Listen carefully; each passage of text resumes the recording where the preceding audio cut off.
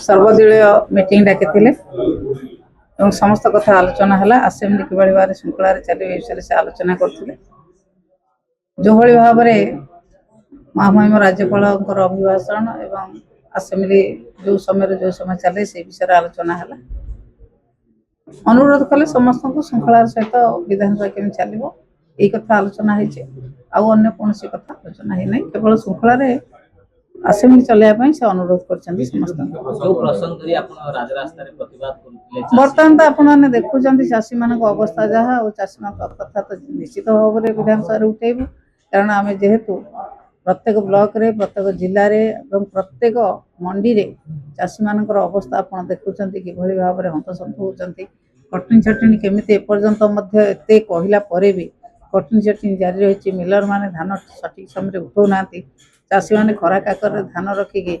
गछमूले शोक धान जाकि शोई से कथा तो आम निश्चित भाव में विधानसभा उठे चाषी कथा तो निश्चित भाव में चाषी